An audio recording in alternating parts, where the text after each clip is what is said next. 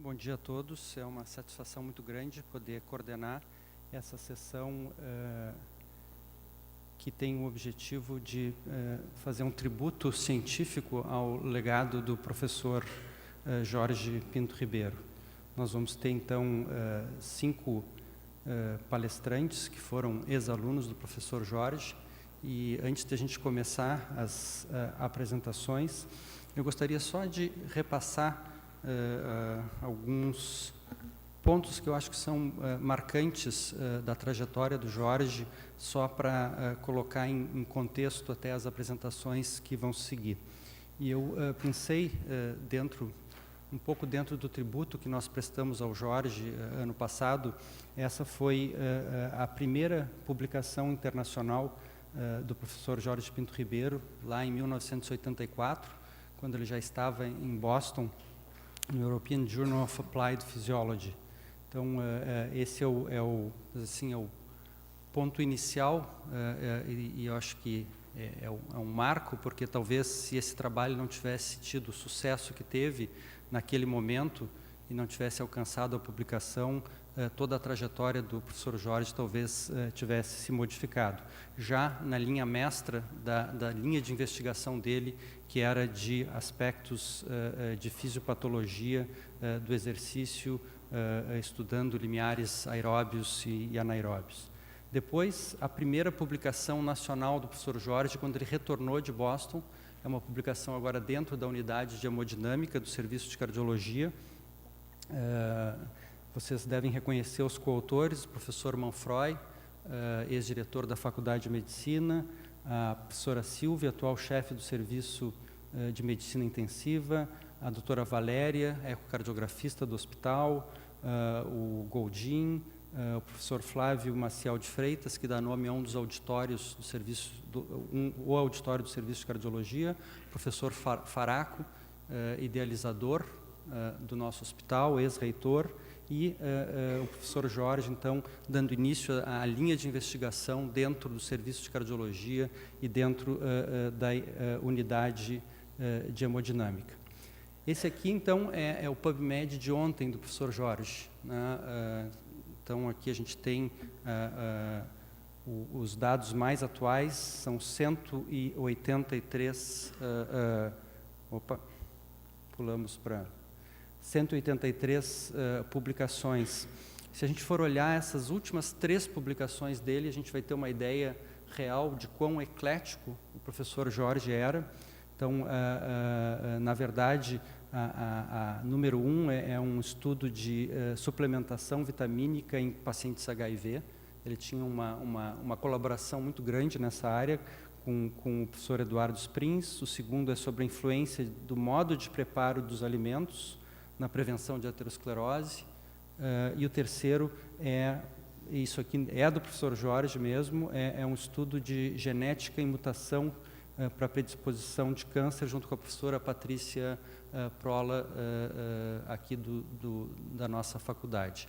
Então, isso mostra a diversidade de coisas que o Jorge se envolvia. Isso sempre foi uma característica dele e que acabou frutificando em inúmeras áreas relacionadas com a cardiologia.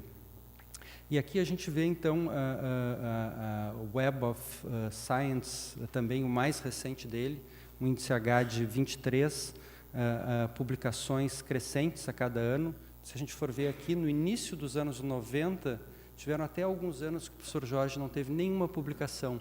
Esse era o momento que ele estava, na verdade, organizando o serviço de cardiologia, momento que ele se dedicou intensamente a aspectos administrativos, organizacionais, e que ele, de fato, falava: agora eu vou ter que me concentrar em plantar sementes para poder colher os frutos posteriormente. Isso veio de forma intensa, e a gente pode ver aqui o crescimento exponencial do número de citações a cada ano.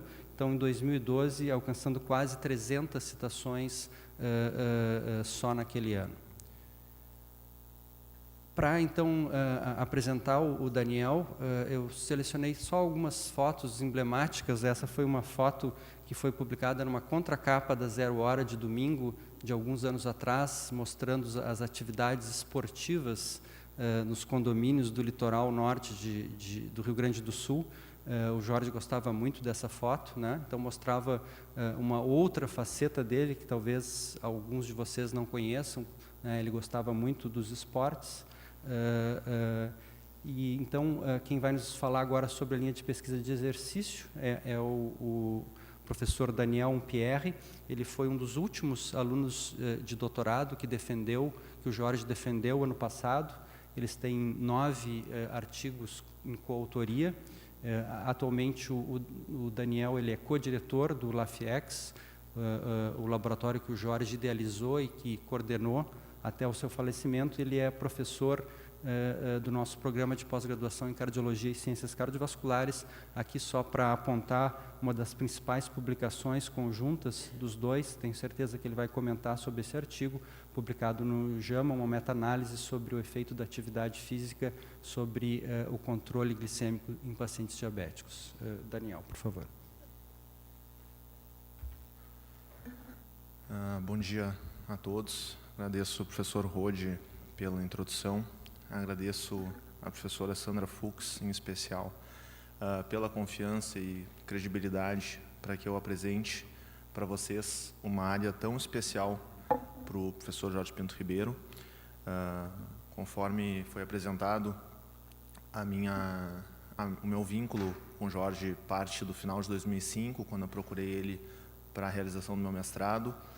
E, enfim, até 2012, quando eu concluí o doutorado, foi algo muito produtivo, especialmente a partir de 2009, quando eu retornei do meu doutorado de sanduíche, e eu consegui ajudar um pouco mais o Jorge na organização, no grupo, na elaboração de alguns processos dentro do LAFIEX. Então, os trabalhos que eu apresento aqui são especialmente aqueles desenvolvidos a partir da criação do Laboratório de Fisiopatologia do Exercício. E o meu objetivo aqui é abordar a insuficiência cardíaca, tanto caracterizar brevemente a intolerância ao exercício nessa condição e também algumas intervenções. Numa segunda parte da minha fala, eu vou apresentar um pouco sobre a linha de pesquisa em diabetes, que é mais recente e tem uma colaboração muito forte com a professora Beatriz Chan. Tanto também numa revisão muito rápida sobre o efeito do exercício na captação de glicose e o efeito de intervenções. Por fim, eu vou dar a perspectiva para o LAFIEX. Na insuficiência cardíaca, o consumo de oxigênio é marcadamente reduzido nesses pacientes e está envolvido com um prognóstico muito reservado. Apesar de modificações terapêuticas ao longo do tempo, desde 1990, a sobrevida tem sido caracterizada como bastante reduzida naqueles pacientes com igual ou menos a 14 mililitros por quilo por minuto de oxigênio consumido pelo corpo, e especialmente naqueles abaixo de 10. Esse entendimento, ele então norteia a incapacidade dos indivíduos com insuficiência cardíaca em tolerarem grandes tempos ou intensidade de exercício. Isso inicialmente foi relacionado ao componente central, principalmente a partir de uma reduzida contratilidade cardíaca. No início da década de 90, foi mais aceito que o componente vascular também integrava os aspectos fisiopatológicos envolvidos com a intolerância ao exercício. E, mais recentemente, o aspecto muscular, através de uma caracterizada inflamação local no músculo e uma disfunção muscular que independe de outras reduções, como independe da redução no consumo de oxigênio. Isso tem sido também um componente discutido.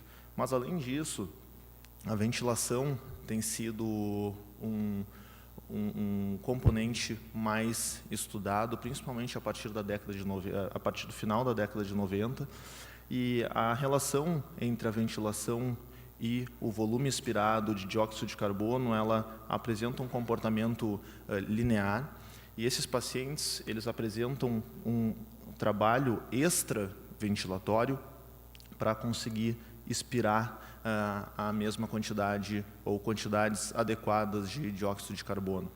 E, nesse sentido, essa relação da ventilação pelo volume de dióxido de carbono tem também sido caracterizada como um fator prognóstico. Aqueles indivíduos que têm um alto trabalho ventilatório e apresentam essa razão acima de um ponto de corte de 34, têm também uma reduzida sobrevida num período curto como de 1 ano.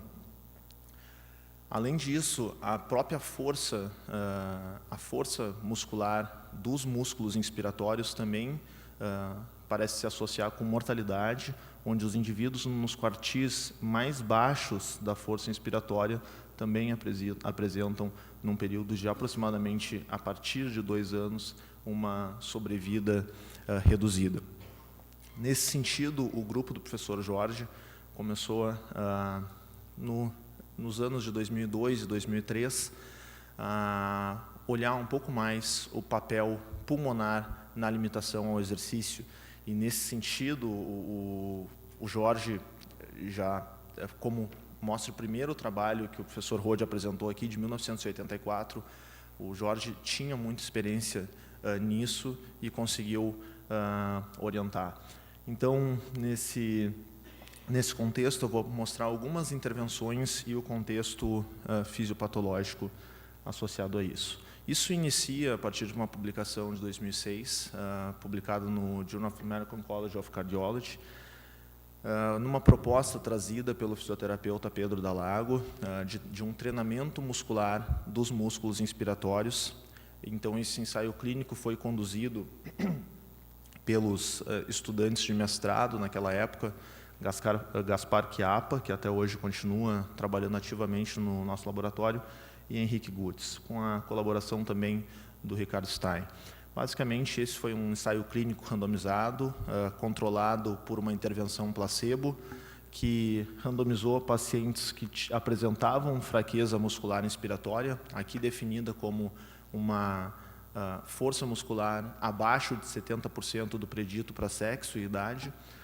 Esses indivíduos foram para um grupo de treinamento ou para o grupo controle, e o desenho experimental teve uma série de avaliações ventilatórias e funcionais no baseline, uma intervenção que durou 12 semanas e o follow-up teve tantas avaliações nas 12 semanas, mas também avaliações para testar possíveis efeitos residuais. Então, também foi realizada a avaliação de 1 ano. O treinamento muscular inspiratório, além da duração de 3 meses, apresentava frequência diária de 30 minutos por dia. Os indivíduos recebiam esse equipamento, que é o threshold, levavam para casa e realizavam um exercício a uma intensidade de 30% da sua força inspiratória máxima, a aproximadamente 20 ciclos respiratórios por minuto. O grupo controle também recebia o equipamento, mas treinava sem qualquer sobrecarga inspiratória. As avaliações inspiratórias, elas foram realizadas semanalmente, e já a partir da 2ª semana há um aumento nessa variável. Aqui, então, o grupo intervenção e o grupo controle, com os triângulos em branco. Esse aumento da força muscular inspiratória é acompanhado também pelo aumento funcional. Isso foi avaliado por um teste de caminhada de 6 minutos.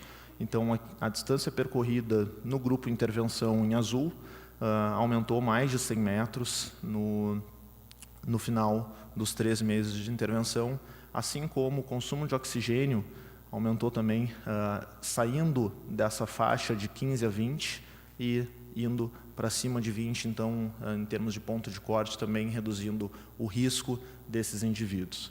Isso também foi acompanhado de uma maior eficiência ventilatória, onde a razão que eu apresentei anteriormente, entre a ventilação e o volume expirado de dióxido de carbono, reduziu, apresentando, então, uma eficiência do mecanismo ventilatório no final dos 3 meses.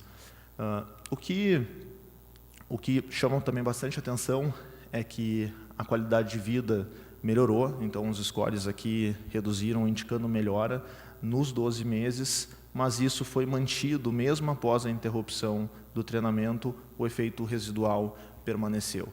Então, a partir disso, coube a pergunta se essa forma de intervenção, treinamento muscular inspiratório, podia adicionar algo ao que já era e já é atualmente recomendado, que é o treinamento aeróbico, um treinamento convencional. Então, o segundo ensaio clínico foi realizado para testar uma estratégia bastante convencional de treinamento aeróbico contra o treinamento aeróbico nesse mesmo formato, porém adicionado do treinamento muscular inspiratório. E esse trabalho, que foi a tese de doutorado da Eliane, demonstrou realmente que o treinamento aeróbico aumentou num percentual bastante esperado e verificado na literatura, em aproximadamente 20%, aqui no caso especificamente 19%, aumentou no grupo que realizou treinamento muscular inspiratório e, conforme era a hipótese do grupo, o treinamento inspiratório conseguiu adicionar isso de uma forma significativa, adicionar efeito no ganho de consumo de oxigênio após 12 semanas. Então, mostrando uma associação benéfica entre essas duas formas de treinamento. Então, aqui eu sumarizo, dentro do componente respiratório, essas variáveis que têm sido, trabalho a trabalho, constatadas como alteradas no sentido benéfico a partir dessa intervenção, principalmente chamando atenção para aspectos prognósticos e com implicações clínicas, como consumo de oxigênio e qualidade de vida. A partir desse efeito clínico, o grupo do professor Jorge, principalmente com a atuação do Gaspar Chiappa, buscou investigar o que poderia influenciar esse aumento no consumo de oxigênio, porque a musculatura inspiratória não é uma musculatura grande o suficiente para responder pelo aumento importante nessa variável de consumo de oxigênio. Então, um trabalho mais mecanístico foi realizado, onde uma primeira fase foi simplesmente a comparação de indivíduos com insuficiência cardíaca e controles saudáveis, que realizavam um protocolo com um desafio inspiratório, então um protocolo máximo para musculatura inspiratória, e após isso, todo o grupo com insuficiência cardíaca realizou um mês de intervenção diária inspiratória. O trabalho contou, na sua análise, com uma avaliação inicial, o protocolo inspiratório máximo, conforme eu comentei, e, além disso, o exercício de preensão manual para verificar o efeito periférico do exercício. Os principais desfechos foram hemodinâmicos, então o fluxo sanguíneo foi avaliado tanto no membro exercitado, que era o antebraço, assim como no membro em repouso, para verificar a possível ocorrência de reflexos pressóricos durante o exercício. Então, a panturrilha foi o membro avaliado não exercitado.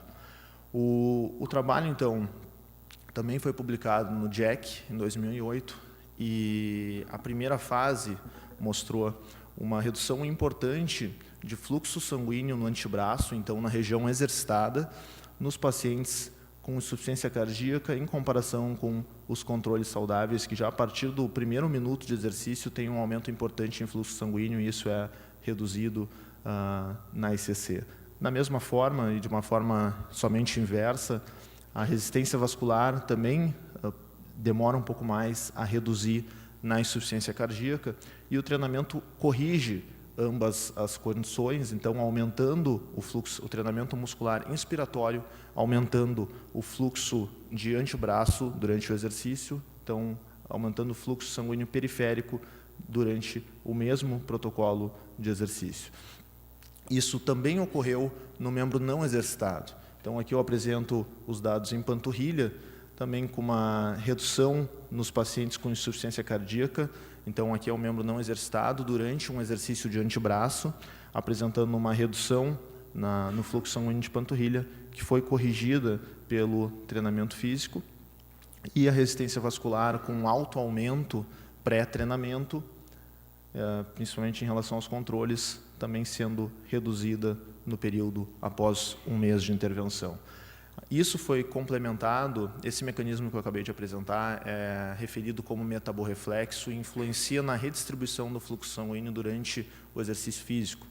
Isso foi complementado por uma outra atividade reflexa, que é química, e se chama quimiorreflexo, e a doutora Karine Calegaro realizou um estudo transversal comparando 2 categorias de pacientes, aqueles com força muscular inspiratória preservada e os pacientes com fraqueza muscular. E o que se observa é que, de acordo com a pressão inspiratória máxima, principalmente pressões mais baixas, há uma atividade mais importante quimiorreflexa periférica, o que contribui para o trabalho ventilatório e exacerba aquela relação ventilatória prejudicial que ocorre nesses pacientes. Então, além do treinamento, nós podemos atribuir alguns fatores de fraqueza que se referem à diminuição do fluxo sanguíneo, a fraqueza influencia nisso, a atividade do quimiorreflexo, aumentando o trabalho respiratório, e, por fim, um prejuízo da redistribuição de fluxo sanguíneo que influencia tanto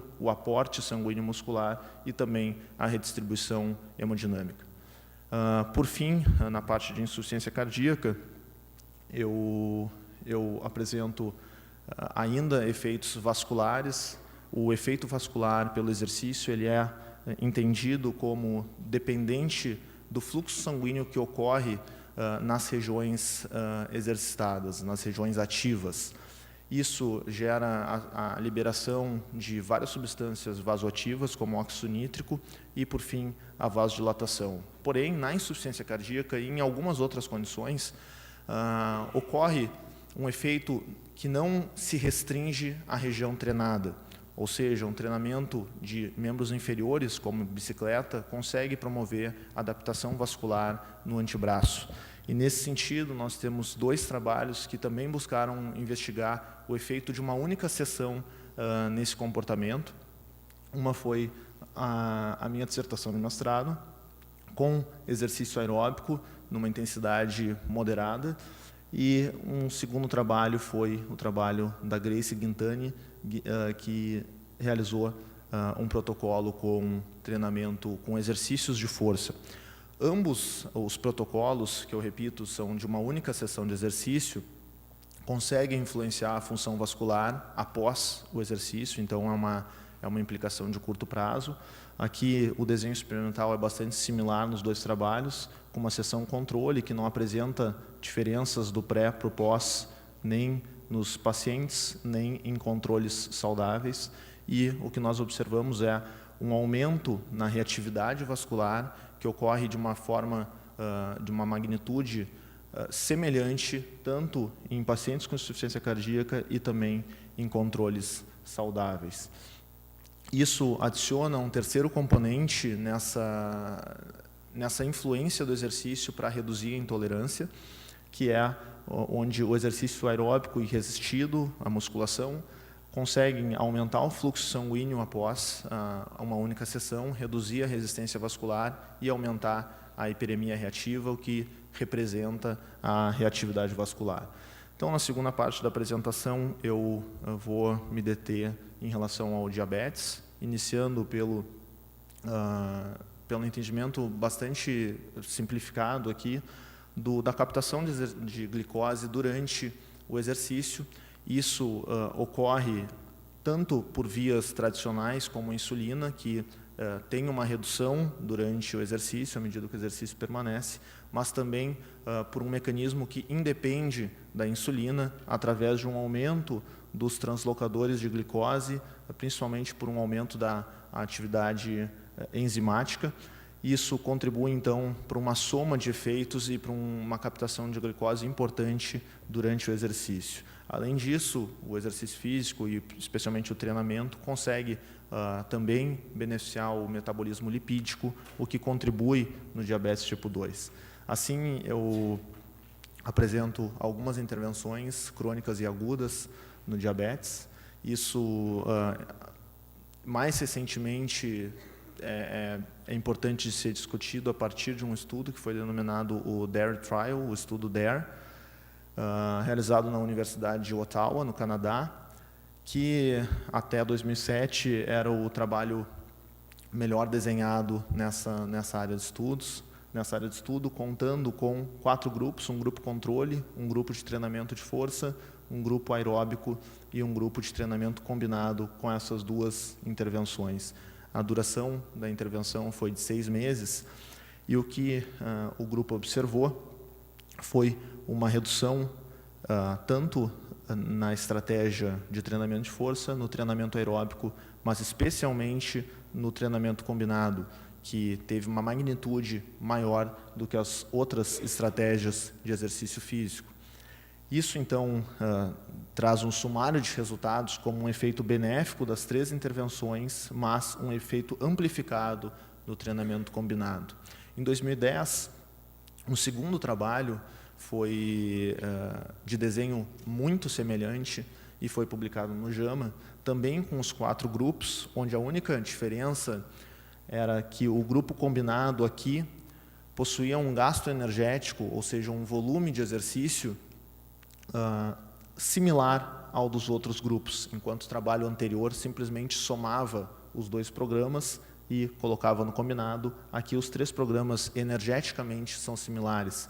E o que os pesquisadores encontraram após 9 meses de intervenção, com avaliações mensais de hemoglobina glicada, é que, no final do período, na análise de intenção por tratar, somente o treinamento combinado beneficiou os pacientes com diabetes tipo 2, sumarizando resultados de efeitos neutros nas intervenções até então tidas como benéficas no diabetes tipo 2 e um efeito somente no treinamento combinado. Além disso, o efeito da atividade física, ou seja, de atividades mais espontâneas, que não necessitam de uma estrutura, de um centro para treinamento desses indivíduos, a sugestão de que essa estratégia pode beneficiar no diabetes. E aqui é o maior ensaio clínico nesse assunto, com mais de 5.000 pacientes, num grupo de estilo de vida ou num grupo controle, onde o grupo de estilo de vida possuía uma meta de redução de peso e também uma orientação, de certa forma, agressiva, de 175 minutos por semana para a realização de atividade física.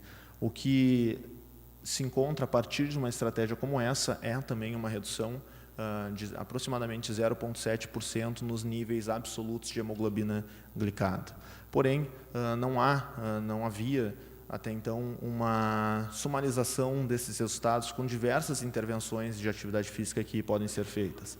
Então, nós realizamos um trabalho de revisão sistemática com meta-análise. Esse trabalho foi feito em colaboração com o grupo e o serviço de endocrinologia e foi concebido, na verdade, por aquele grupo, mas com uma participação importante, eu vou tentar situar agora, do professor Jorge Pinto Ribeiro. Então, esse trabalho estava praticamente pronto quando o estudo, o HEART-D Study, né, que é o estudo HEART-D, publicado no JAMA em 2010, foi publicado, e realmente nós estávamos assim, prévios à submissão. E numa reunião entre o Jorge, a Beatriz, a Paula, a Ribeiro e eu, o Jorge foi muito enfático que, se a gente queria qualquer publicação mínima com aquele trabalho, a gente tinha que incluir o estudo do JAMA, e a partir disso realmente se conseguiu dar um mote para a discussão que se faz nesse trabalho, e na minha opinião, por causa disso que a gente conseguiu a publicação. O desenho da revisão sistemática foi basicamente uma divisão entre os estudos de treinamento físico estruturado e os estudos com a recomendação de atividade física. Dentro das intervenções de estruturado, nós analisamos o treinamento aeróbico, o treinamento de força e o treinamento combinado separadamente. A análise do treinamento aeróbico possuiu um N total de 848 pacientes e o efeito é um efeito benéfico significativo de redução de aproximadamente 0,73% nos níveis absolutos de hemoglobina glicada.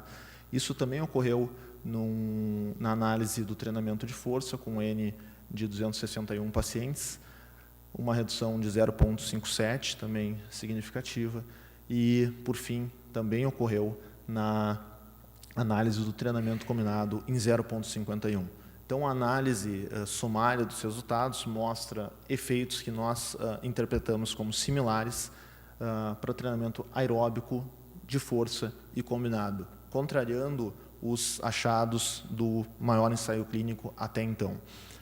Isso, analisado de uma forma mais geral, comparando qualquer intervenção de treinamento físico estruturado, gera uma redução de 0,67% nos níveis de hemoglobina glicada, o que está bastante caracterizada como benéfica em diversos desfechos, como morte relacionada ao diabetes. Uma pergunta dentro do trabalho que nós tínhamos é se o volume recomendado pela diretriz de 150 minutos por semana já traria os benefícios no controle glicêmico no diabetes. Assim, uma análise estratificada para aquelas intervenções de 150 minutos ou menos e aquelas intervenções um pouco mais agressivas com mais de 150 minutos mostrou que, na verdade, não.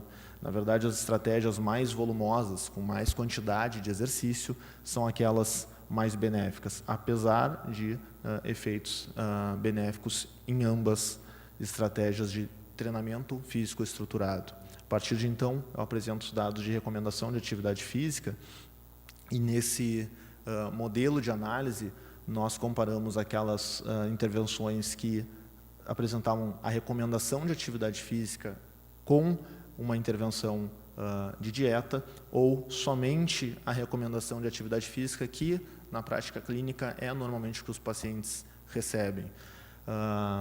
Aqui o efeito ele é significativo e redutor na hemoglobina glicada em 0,58, então similar ao treinamento físico estruturado, quando a intervenção associada com dieta é aplicada. Porém, o efeito não é significativo, não há redução quando a atividade física somente é recomendada. Dentro dessa análise de formas de exercício físico, ao mesmo tempo da revisão sistemática, um outro trabalho original com a orientação da professora Beatriz vinha sendo realizado. Então, isso é uma análise aguda do papel do exercício físico aeróbico ou combinado no controle da glicose. Então, foi uma única sessão de exercício. Aqui se utilizou a continuação, a monitorização contínua de glicose para avaliar num período de 24 horas o comportamento. Na verdade, os dois trabalhos não apresentaram redução da glicemia, então de glicose intersticial, apesar de uma linha de trabalhos que mostra aumento da sensibilidade à insulina. Os protocolos, então, eles foram energeticamente parecidos, e o que pode ter influenciado nesses resultados é tanto um livre consumo de carboidratos, o uso da metformina, que parece atenuar os efeitos agudos do exercício, e talvez o volume de exercício físico tenha sido um pouco baixo em comparação a outros trabalhos da literatura. Um dado que acabou sendo trabalhado, incorporado nas análises ao longo do trabalho, foi a variabilidade da glicose, que foi reduzida após o exercício combinado. Voltando para algumas características em relação às formas de treinamento, após a revisão sistemática publicada em 2011, nós começamos a identificar que, na verdade, vários fatores poderiam responder pela alteração, e com isso, dentro de uma estratégia de treinamento de força e também dentro da estratégia de exercício aeróbico, nós realizamos um trabalho bastante relacionado à primeira revisão sistemática. Então, essa é uma segunda revisão sistemática que buscou estudar exatamente fatores de treinamento que poderiam influenciar no controle glicêmico. E aqui, na análise de treinamento combinado, foram 20 observações, com um N total de 935 pacientes, e O volume permaneceu como uma variável associada com a mudança em hemoglobina glicada, mas acima do volume, que antes nós tínhamos somente um número semanal, agora a frequência de sessões, então a quantidade de sessões por semana se associou com o efeito em hemoglobina glicada. No treinamento de força foram 5 observações, com um N um pouco menor, nenhuma das variáveis de volume ou de intensidade se associaram com as mudanças. E no treinamento combinado, lembrando que essa é uma associação de estímulos aeróbicos e de força dentro da mesma sessão, a análise ela foi feita de uma forma separada. Então, se analisou tanto o componente aeróbico dentro da sessão e da estratégia de treinamento e também o componente de força. Dentro do componente aeróbico, aqui, minutos por semana, o volume de exercício aeróbico ou a intensidade não se associaram com a redução de hemoglobina glicada, e essa associação ocorreu na parte do treinamento de força dentro de uma estratégia aeróbica, onde o volume de componente muscular, de reforço muscular, aqui expresso por séries por semana, se associou de forma inversa com o nível final de hemoglobina glicada, mostrando uma importância, então, da quantidade de exercícios de força dentro de uma estratégia combinada, que alia tanto estímulos aeróbicos e de força. Então, para sumarizar também os dados em diabetes tipo 2, no efeito crônico nós temos um benefício das 3 estratégias de treinamento, com uma especial importância na frequência semanal para o treinamento aeróbico e na quantidade dos exercícios de reforço muscular numa estratégia combinada. E uma área de estudo que vem sendo um pouco mais aprofundada é entender um pouco mais sobre a variabilidade da glicose em frente a diferentes situações de exercício. Cabe aqui eu deixar meus agradecimentos a pessoas que têm feito, têm dado um suporte tremendo desde agosto, quando nós tivemos a perda do Jorge. E, em especial, eu gostaria de agradecer a colaboração da Beatriz Chan, o extremo auxílio da professora Sandra Fuchs, também o auxílio da Carize, uma colaboração crescente e que tem ajudado muito do professor Rui Moraes, e também ao pessoal que tem ajudado administrativamente o nosso laboratório se manter. Além disso, também gostaria de agradecer a pesquisadores associados que participam ou participaram nos últimos anos de trabalhos que o Jorge conduziu. Então, aqui encontram-se tanto pesquisadores do Hospital de Clínicas, mas também de outras faculdades dentro da universidade, bem como de outras instituições. Por fim, a perspectiva do nosso grupo, em poucas palavras, é de uma manutenção, além de uma manutenção no que depender de mim, de um crescimento. Eu tenho claro para mim que as instituições elas podem mudar, as pessoas podem mudar de lugares, mas o legado do Jorge realmente fica em cada um.